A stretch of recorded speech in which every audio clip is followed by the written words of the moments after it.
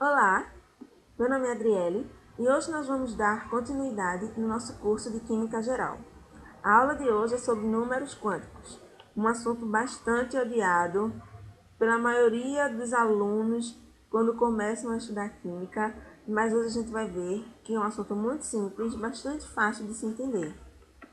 Bom, os números quânticos, a teoria da mecânica quântica, ela foi definida por Planck, de Broglie, Schrödinger e Heisenberg, dentre outros que que auxiliaram na identificação dos elétrons. Na verdade, o que é que eles tanto queriam? Eles simplesmente queriam conseguir achar uma forma de identificar a localização e a posição do elétron. Então, os números quânticos são modelos que nos auxiliam na localização e identificação da posição do elétron.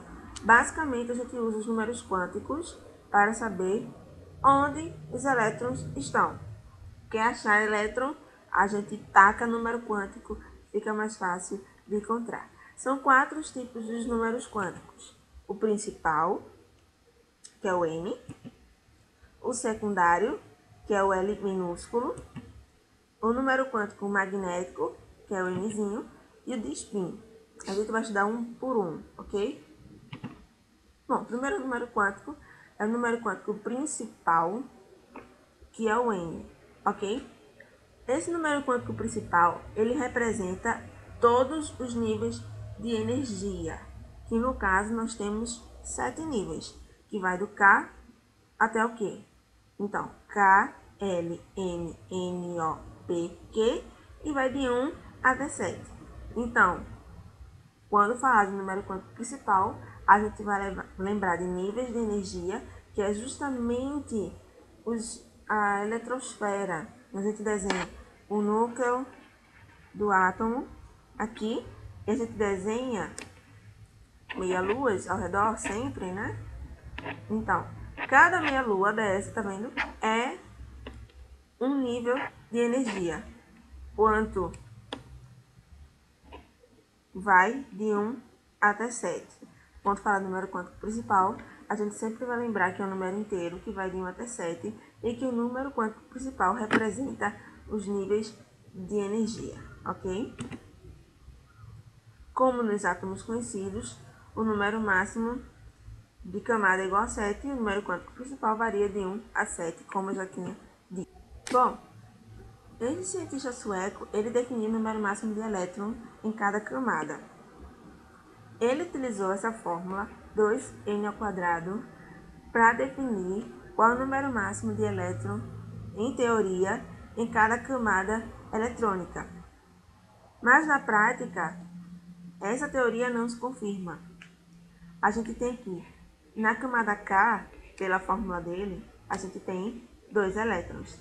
Na prática, a gente vê que tem 2 elétrons. Ok. Mas se a gente observar na camada O, que é a quinta camada, na teoria a gente teria 50 elétrons, mas na prática a gente só apresenta 32. Então, se você aplicar essa fórmula, ela só vai dar certo até a quarta camada. A quinta, a sexta e a sétima já vai dar merda, já vai dar errado. Então, você decora aqui. Você faz até a quarta camada, isso é uma dica, tá? Você segue a fórmula até a quarta camada e da quarta camada você só decresce. Porque vai 2, 8, 18, 32, 32, 18, 2 ou 8, dependendo do livro que você estiver lendo, tá ok? Bom, nosso exercício. Qual o número máximo de elétrons nas camadas atômicas? Vamos lá. A camada K é a primeira camada. Logo, a gente tem 2 elétrons na primeira camada. Por quê? N é igual a 1. 1 ao quadrado, 1 ao quadrado é 1. 1 vezes 1 ao quadrado. 1 ao quadrado é 1. 1 vezes 2 é 2. M é a terceira camada. 3 ao quadrado, 9. 9 vezes 2, 18. O é a quinta camada. A quinta camada, 5 ao quadrado, 25. 25 vezes 2, 50. A gente já vê que não se aplica. Mas lembra que A partir da quinta a gente decresce. Se a quarta é 32, a quinta também é 32. A quinta 32, a sexta 18, a sétima 2 ou 8. Depende da literatura que você estiver usando para estudar. Nessa questão diz assim: se o número quântico principal de um elétron for igual a 6, ele estará localizado em que camada? A camada 6. Ou se quiser colocar em letra, a gente bota KLMNOP. Ele está na camada 6 ou na camada P. Números quânticos secundários, também conhecidos como número quântico de momento angular orbital. Nesse número quântico secundário, a gente vai estudar os subníveis de energia. O principal é o nível, é o top, o maior. O secundário, que é o menor, logo ele vai estudar o subnível. Nós temos 4 subníveis de energia: o S, o P, o D e o F, que a gente também caracteriza por números inteiros. Nesse caso é 0, 1, 2, 3. S é 0, P é 1, D é 2 e F é 3. Aqui. Quando o subnível secundário for igual a 0, nós estaremos falando do subnível S. Quando o número quântico secundário for igual a 1, nós estaremos falando do subnível P. Quando o número quântico secundário for igual a 2, estaremos falando do subnível D. E quando o número quântico secundário for igual a 3, estaremos falando do subnível F.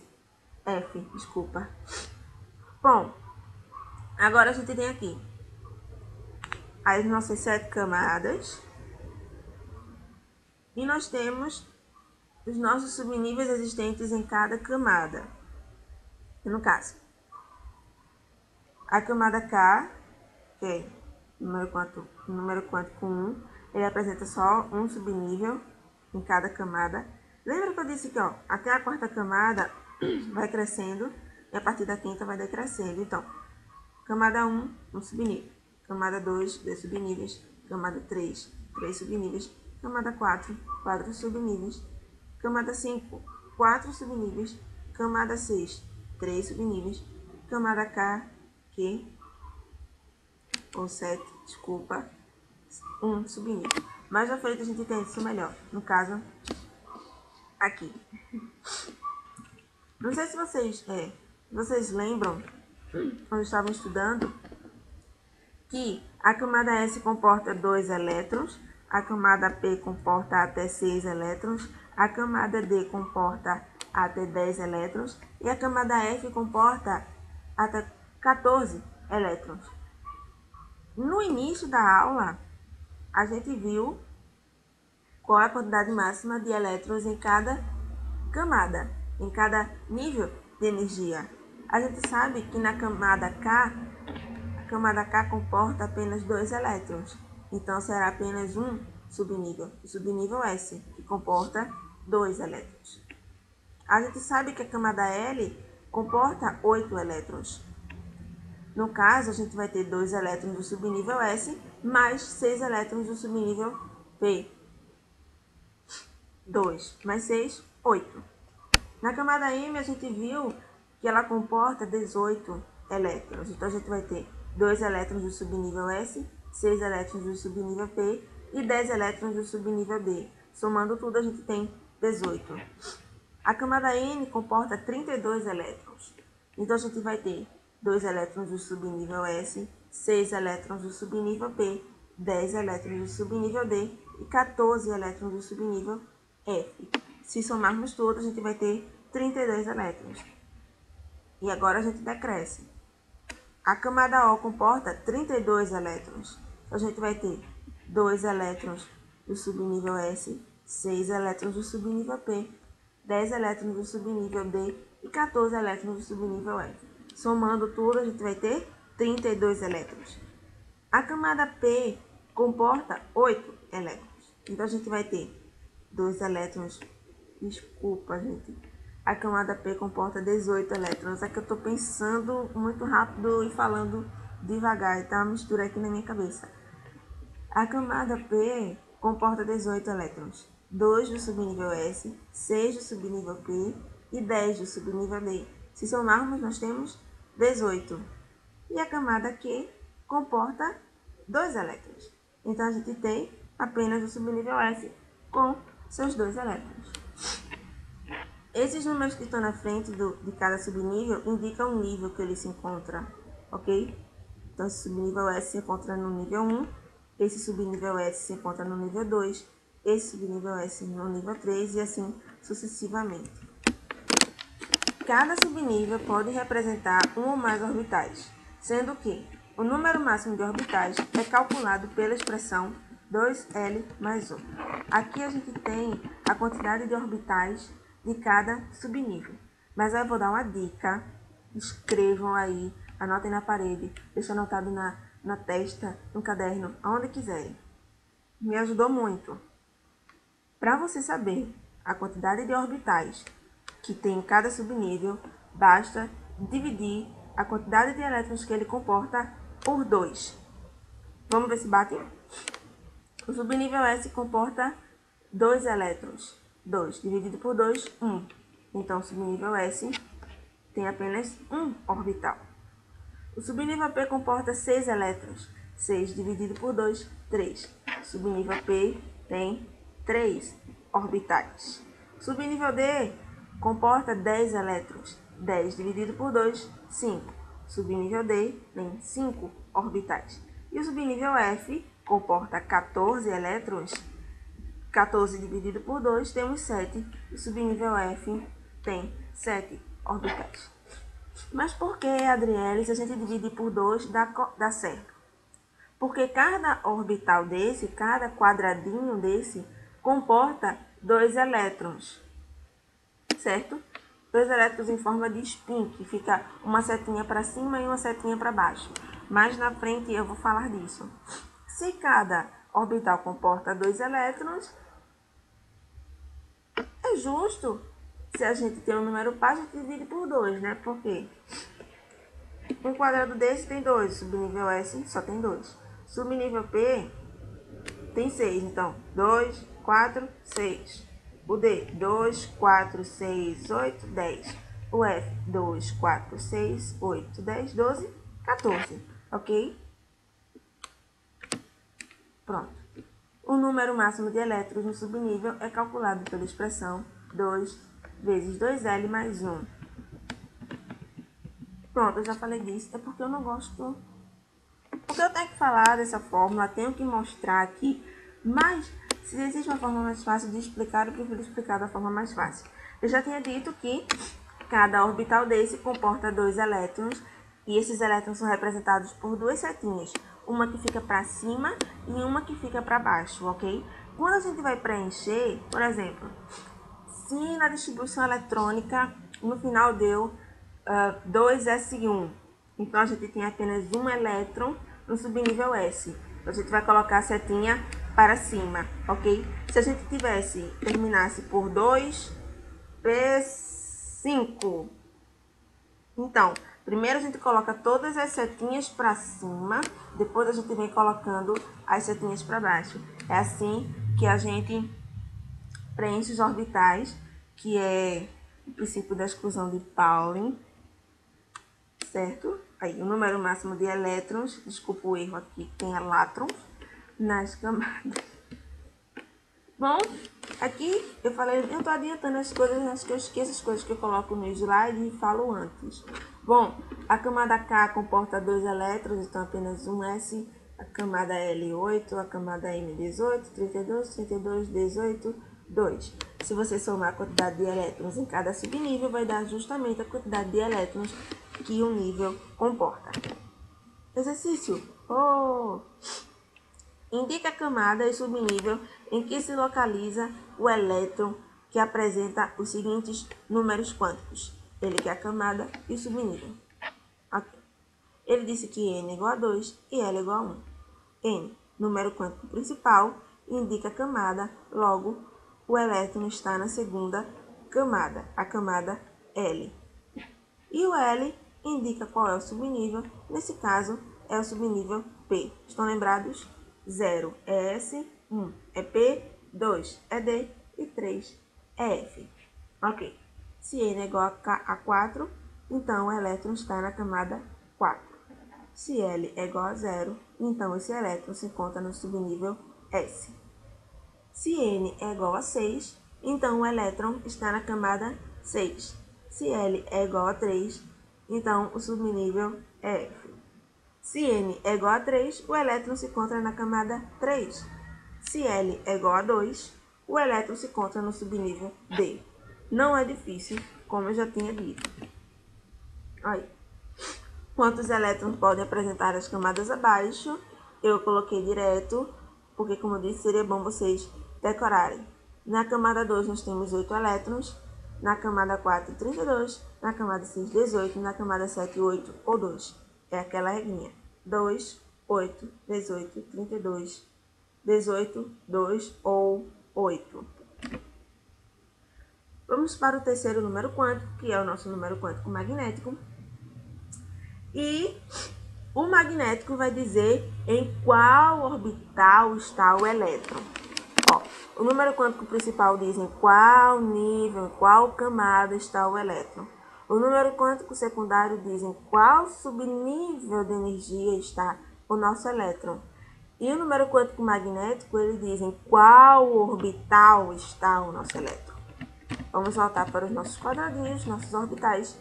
Bom, a gente já sabe quantos orbitais tem cada subnível e como é que a gente diferencia cada orbitalzinho desse. Tipo uma régua, sabe, matemática, que a gente coloca o zero no centro, para a direita a gente tem o positivo e para a esquerda a gente tem o negativo. É do mesmo jeito, o quadradinho do centro é zero, para a direita você tem positivo, para a esquerda você tem negativo.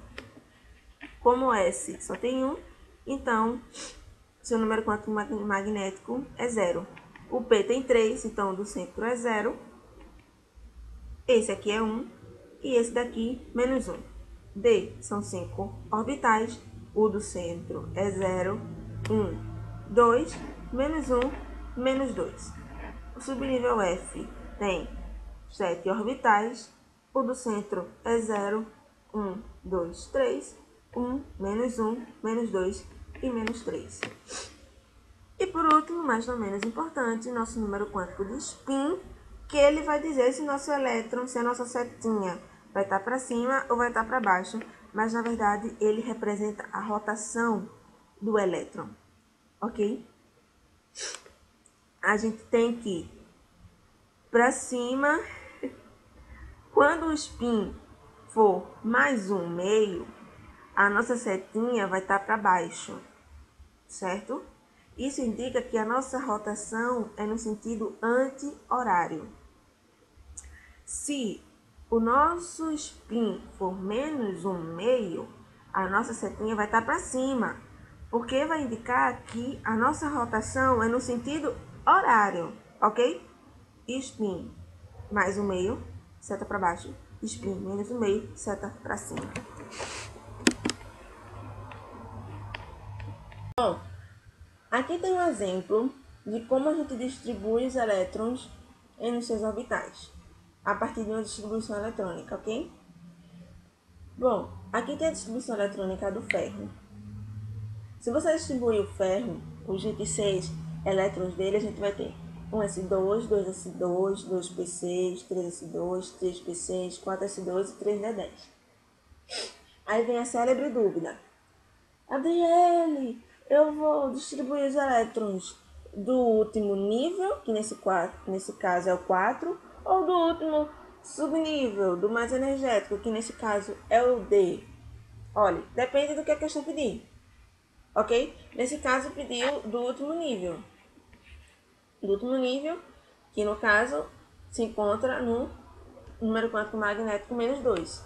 Como o último nível é o D6 e esse está no nível 3, a gente tem que distribuir os elétrons da camada inteira. Porque você vê que a camada inteira é essa, 3s2, 3p6, 3d6, ok? Vamos lá. No subnível S, a gente tem 2 elétrons. A gente sabe que o subnível S tem apenas um orbital, 2 elétrons, um para cima e um para baixo. No subnível P, a gente tem 3 orbitais. Com 6 elétrons, ele está completamente preenchido. Então, a gente coloca primeiro todas as setinhas para cima, depois a gente vem colocando as setinhas para baixo, ok? E no subnível D, a gente tem 6 elétrons, mas a gente sabe que ele tem 5 orbitais. Então, a gente coloca todas as setas para cima, 2, 3, 4, 5. A gente colocou 5 elétrons, falta um, que é o que a gente coloca para baixo. E esse último elétron é o que vai ser representado, que no caso é o que ele quer, que está no número quântico magnético menos 2, ok? Aqui do lado a gente tem as duas regras, que é o princípio da exclusão de Pauling, que ele diz que no orbital existem no máximo 2 elétrons, nada mais disso. E a regra de Hund, que diz que os orbitais de um mesmo subnível devem ser preenchidos de forma que se obtenha o maior número possível de elétrons desemparelhados. O que é que ele está querendo dizer? Quando você for distribuir os elétrons nos orbitais, você vai ter que colocar primeiro todas as setinhas para cima e depois sair colocando as setinhas para baixo. É só isso. Espero que tenham gostado. Espero que tenha sido útil a aula. Qualquer dúvida pode perguntar nos comentários. Se gostou, se inscrevam no meu canal, porque vai ter um curso completo de Química Geral. Vou resolver questões e tudo mais. Clique em gostei também, porque é muito legal para mim. Se você clicar em gostei, fica muito feliz, ok? Beijos e bons estudos!